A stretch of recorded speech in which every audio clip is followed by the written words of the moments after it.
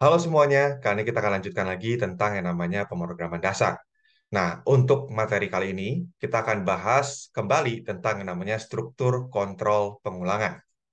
Jadi mungkin kalau lihat di materi sebelumnya, gitu ya, kita sudah membahas tiga jenis pengulangan, yaitu while loop, for loop, dan yang namanya for each loop. Nah, kali ini kita akan bahas dua yang tersisa, yaitu do while loop dan yang namanya nested loop. Sebelumnya kita review sedikit tentang apa sih pengulangan ya. Jadi pengulangan adalah block statement yang bisa dieksekusi berkali-kali berdasarkan kurun waktu tertentu. Jadi selama kondisinya dipenuhi, maka aksi tersebut akan terus dilakukan. Nah, sekarang kita akan langsung masuk ke yang namanya do while loop. Nah, perlu diingat bahwa do while loop ini hanya tersedia di Java. Kenapa tidak tersedia di Python? Karena Python mungkin berpikir bahwa ya ini juga bisa dihandle dengan while loop yang umum gitu. Nah, perbedaannya while loop sama do while loop seperti apa? Jadi kalau while loop itu kan konsepnya adalah dia mengecek kondisi dulu baru melakukan aksi. Nah, kalau di sini sebenarnya ada tambahan. Tambahannya apa? Tambahannya dia akan pertama kali dia pasti mengeksekusi dulu sekali. Jadi dia eksekusi dulu sekali, baru setelah itu dia akan melakukannya persis seperti while pada umumnya, yaitu dia akan cek kondisi dan lakukan aksinya jika terpenuhi. Jadi perbedaannya hanya di depan. Di depannya ada eksekusi sekali. Nah, jadi kalau dilihat di sini, ini adalah contoh sintaks dari do while loop. Jadi ada do, kurung kurung buka, lalu apa yang ingin dilakukan, dan ada while, kondisi apa yang mau dipakai. Nah, di sini misalkan sebagai contoh gitu ya, pertama kita X sama dengan 0, lalu kita do, kita print angka X-nya, lalu kita tambahkan nilai X-nya. Setelah itu, ini dilakukan selama apa? Selama X-nya lebih kecil daripada 10. Konsepnya berarti apa yang dilakukan? Pertama, dia pasti akan melakukan sistem out print X dan X++ minimal sekali. Setelah itu, baru dia akan cek apakah kondisi ini masih dipenuhi atau tidak. Kalau masih dipenuhi, maka dia akan melakukan aksinya sekali lagi dan kemudian sama lagi mengecek lagi kondisinya dan seterusnya. Oke, sekarang mungkin kita akan lihat contoh ya, biar lebih enak. Jadi kalau dilihat di sini, ini adalah contoh program terkait dengan do while. Nah, kita akan coba simulasikan di yang namanya Python tutor. Oke, jadi ini adalah kode yang tadi ya, kode yang tadi kita buat. Sekarang kita visualize execution. Oke, kita tunggu. Nah, oke. Kita jalankan. Dia bilang berarti pertama akan ada variabel namanya count diisi dengan 1. Maka kita lihat di sini, oke, count bernilai 1. Nah, perhatikan bahwa dia setelah mengisi count sampai dengan 1, dia akan langsung lompat ke aksi dari do while. Dia tidak mengecek kondisinya dulu. Dia langsung melakukan aksi. Apa aksinya? Aksinya adalah dia akan menampilkan nilai count-nya. Jadi ditampilkan di layar ini count-nya sama dengan 1. Lalu berikutnya dia bilang apa? Count-nya ditambah 1. Berarti sekarang count-nya jadi 2.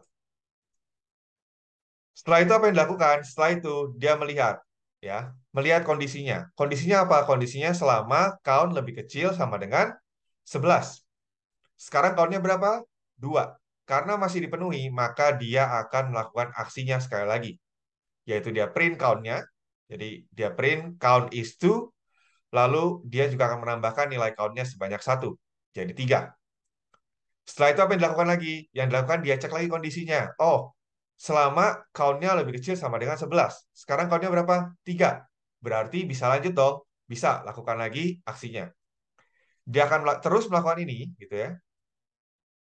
Sampai nanti di akhir kondisi itu tidak dipenuhi. Kita akan perlambat ketika sudah mendekat di 10 ya. Jadi di 9. Oke, ini 10 ya. 10 terus dia bilang count plus plus ya. Count plus plus. Sekarang kondisinya dilihat. Count lebih kecil sama dengan 11 enggak? Masih ya. Karena masih berarti dia akan melakukan aksi sekali lagi ya. Aksinya yaitu menampilkan count-nya. Berarti count-nya ditampilkan 11. Setelah itu count plus plus. Jadi 12. Nah, sekarang lihat ketika 12. maka kondisi ini tidak lagi dipenuhi. Maka dia akan otomatis keluar dari pengulangan. Dan artinya programnya selesai. Gimana kalau misalkan ternyata nilai count yang di awal ini kita kasih nilai dengan yang memang sudah kepalang besar. Misalkan 21. Lalu kita visualize. Nah, sekarang kita lihat count-nya isinya 21. Lalu apa yang dilakukan? Dia akan langsung masuk ke aksi, yaitu dia akan print count is, yaitu count is 21. Lalu count-nya ditambah 1. Baru dia mengecek kondisi. Karena kondisinya di sini tidak dipenuhi, maka dia akan keluar. Perhatikan bahwa ini adalah perbedaan utama dari while dan do while. Jadi kalau do while, walaupun kondisinya itu sebenarnya tidak akan dipenuhi ketika pertama kali dicek, gitu ya. Do while akan tetap melakukan aksinya minimal sekali. Sedangkan kalau while pada umumnya itu tidak. While pada umumnya akan mengecek kondisi dulu. Kalau kondisinya tidak dipenuhi, dia tidak akan melanjutkan proses sama sekali. Dia tidak akan melakukan aksinya. Seperti itu. Oke, itu tentang dual ya. Ini juga contoh program dual yang lain ya. Misalkan kita punya angka gitu kan. Angka sembunyi kita nilai isi dengan 1000. Lalu ada tebakan. Di sini kita minta user untuk menebak gitu kan. Kalau misalkan tebakannya inputnya benar gitu kan, maka kita bilang oh ya tebakan Anda jitu. Perhatikan di sini ada yang menarik yaitu ada break. Jadi semua jenis pengulangan itu bisa menggunakan break dan continue.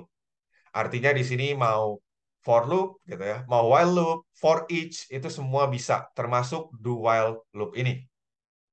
Nah, di sini do while-nya ngapain? Jadi ini akan dilakukan selama tebakannya berbeda dengan angka yang disembunyikan. Nah, ini memang adalah penggunaan umum dari yang namanya do while.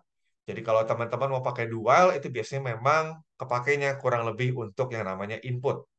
Jadi untuk memasukkan input, lalu mengecek apakah perlu menampilkan menu lagi atau tidak. Seperti itu. Nah, ada yang berikutnya lagi yang disebut dengan nested loop. Ini mirip dengan nested if ya. Kalau nested if kan berarti percabangan dalam percabangan. Nah, nested loop berarti pengulangan dalam pengulangan. Dibutuhkannya apa? Terkadang ini kepake kalau kita bikin program yang cukup kompleks. Cara kerjanya mirip dengan percabangan dalam percabangan ya. Jadi yang di dalamnya itu adalah bagian dari aksi. Nah, ini contoh ya. Kita lihat, kita punya dua jenis kode, dan kita akan coba analisis bareng-bareng. Kita akan coba buka dengan yang namanya Python tutor. Oke, ini kode yang pertama. Kita visualize. Oke, ya kadang-kadang Python tutornya ini ya, lagi sibuk, jadi kadang-kadang keluar error seperti itu. Kalau keluar seperti itu, ya tinggal klik visualize lagi aja, lalu tunggu, gitu ya. Jadi nanti kalau dilihat di sini, ya, eh, nested loop itu artinya pengulangan dalam pengulangan. Oke, kita coba ya. Pertama di sini, in I sama dengan 0, in J sama dengan 0. Berarti I-nya diisi 0, lalu J-nya diisi 0. Lalu dia bilang, selama I-nya lebih kecil daripada 10. I-nya berapa sekarang? I-nya 0. Oke ya, berarti masuk ke aksi. Aksinya apa? Aksinya adalah looping lagi. Loopingnya ngapain? Mengecek apakah J-nya lebih kecil daripada I. Jadi kalau lihat di sini, oh, J-nya ternyata 0, I-nya 0. Berarti apa? Kondisi tidak dipenuhi. Karena tidak dipenuhi, maka dia akan langsung ke bawah, yaitu sistem out println bintang. Maka keluar bintang sekali, dan I-nya ditambah sebanyak 1. Maka perhatikan, I-nya berubah dari 0 jadi 1. Dan di sini dibilang J-nya dikembalikan ke 0. Berarti balik lagi jadi 0 J-nya. Nah, naik lagi ke atas, gitu kan? Naik lagi ke atas, mengecek kondisi yang pertama, yaitu apakah I-nya lebih kecil sama dengan lebih kecil daripada 10. Nggak pakai sama dengan ya. Oh, memenuhi. Maka dia cek lagi, apakah sekarang J-nya lebih kecil daripada I atau tidak? J-nya tadi berapa? 0, sedangkan I-nya 1. Berarti memenuhi ya. Karena memenuhi, dia masuk ke aksi. Aksinya ngapain? Aksinya J plus plus. J-nya diupdate jadi 1. Lalu berikutnya dia bilang apa lagi? Dia bilang print bintang. Terus dia mengecek lagi nih, J-nya lebih kecil daripada I nggak? Sekarang nggak kan? Karena J dan I-nya sama-sama bernilai 1. Karena tidak memenuhi, maka dia akan keluar dari pengulangan yang dalam. Dan dia akan masuk ke bagian bawah, yaitu sistem outprint len bintang. Maka dia akan melakukan aksi berikutnya, yaitu I-nya ditambah 1. Jadi I-nya sekarang jadi 2, dan J-nya diset lagi ke 0. Tadi 1 ya, diubah jadi 0. Setelah itu ngapain? Cek lagi kondisi yang paling atas. Oh, di sini I lebih kecil dari 10 nggak? I lebih kecil daripada 10 nggak? Oh, masih lebih kecil. Maka dia masuk melakukan aksi. Aksinya apa? Aksinya adalah looping yang lebih kecil. Nah, looping di sini bilang J-nya lebih kecil daripada I nggak? J-nya tadi berapa? 0. I-nya 2. Maka kita next lagi. Dia memenuhi. Berarti J-nya di plus-plus jadi 1, lalu print bintang sekali. Cek lagi kondisinya. Sekarang J yang sudah diupdate masih memenuhi kondisi nggak? J lebih kecil daripada I.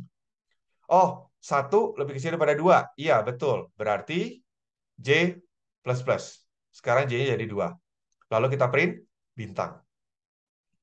Berikutnya setelah itu ngapain? Oh, setelah itu dia cek lagi kondisinya tidak terpenuhi. Maka dia akan ke bawah, yaitu dia print bintang dengan enter atau baris baru.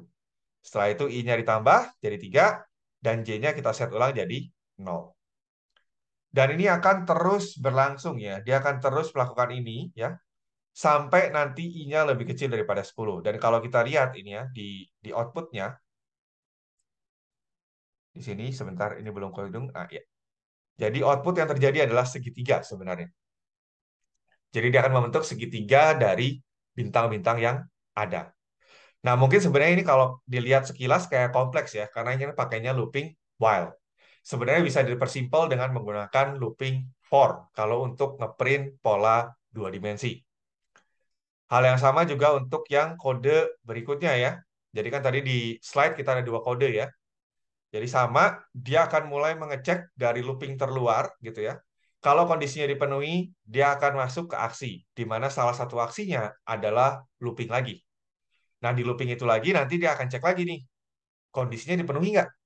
Kalau kondisinya dipenuhi, maka dia akan melakukan yang namanya aksi. Seperti itu. Nah, ini kita coba ya, sama ya, IJ-nya dikasih 0. Lalu dia bilang I lebih kecil daripada 10, iya, terus masuk ke aksi. Aksinya ngapain? Aksinya bilang apakah J-nya lebih kecil daripada 10? Iya ya, karena J-nya 0. Maka dia akan meningkatkan nilai J, lalu bintangnya di print sekali. Sekarang lihat, J-nya 1. 1 lebih kecil daripada 10 nggak? Iya, berarti lakukan aksi lagi. Print J plus plus dulu, maaf. J plus plus, baru print bintang sekali lagi. Dia akan terus melakukan ini, gitu ya. Jadi dia akan melakukan J plus plus, lalu print bintang, sampai J-nya itu ke angka 10. Ya. Jadi kalau dilihat di sini, ya begitu 10, dia akan keluar dari looping yang itu, dan dia akan langsung masuk ke aksi yang lain, yaitu print bintang sekali lagi, dengan enter, lalu I-nya ditingkatkan sebanyak 1. Dan J-nya di reset menjadi 0. Oke, sekarang berikutnya lagi sama ya, dia cek sekarang I-nya. I-nya tadi kan sudah ditambah 1, menjadi 1. 1 lebih kecil dari 10 nggak? Iya, berarti dia akan melakukan aksi. Di mana aksi ini adalah pengulangan lagi, gitu kan? Nah, ini nanti sebenarnya kalau kita lanjut gitu ya, dia akan membentuk yang namanya kotak gitu ya. Dia akan membentuk kotak. Kan kalau tadi segitiga. Bedanya di mana sih dengan yang sebelumnya? Sebenarnya bedanya di sini. Kalau tadi kan ini bukan lebih kecil daripada 10, tapi lebih kecil daripada I-nya. Seperti itu. Jadi itu yang disebut dengan pengulangan dalam pengulangan. Biasanya kita seringnya pakai sih untuk menggambar pola. Jadi minta gambar segitiga, minta gambar diamond, dan sebagainya. Oke, kita akan lanjut lagi. Oke, ya. Jadi itu adalah materi tentang pengulangan. Nah, pengulangan ini sebaiknya banyak latihan gitu ya. Jadi coba-coba bikin eh, latihan sebanyak mungkin gitu ya. Kalian lihat soal yang bisa dikerjakan, coba dikerjakan. Karena memang pengulangan ini logikanya cukup kuat gitu ya dan perlu banyak yang namanya latihan. Terima kasih.